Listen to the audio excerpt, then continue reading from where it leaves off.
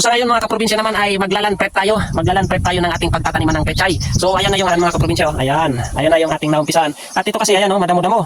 Saktong pagkakataon mga kaprobinsya na ilan prep natin to para mamatay mga kaprobinsya yung mga damo-damo dito sa ating pagtataniman ng pechay. Kaya so ngayon ilaland prep na natin para kasi yung pechay mga kaprobinsya. Yung pechay mga kaprobinsya halos ano lang yan 20 days mga kaprobinsya. Ang lalaki na nila lalo na pag naalagaan natin. 20 days to 1 month. 20 days to 30 days mga kaprobinsya, malalaki na yan. Malalaki na yung pechay. So lalo na pag naalagaan natin mga kaprobinsya, alaga sa dilig tapos yung panahon ay umaayon. Yung ulan init, tapos didiligan natin ng abono. Napakabilis mga kaprobinsya. Kaya dito sa probinsya, napaka-simple lang ng pagtatanim. Kung yun ay gugustuhin mo lang mga kaprobinsya. Walang mahirap sa isang bagay na kung saan masaya ka sa iyong ginagawa.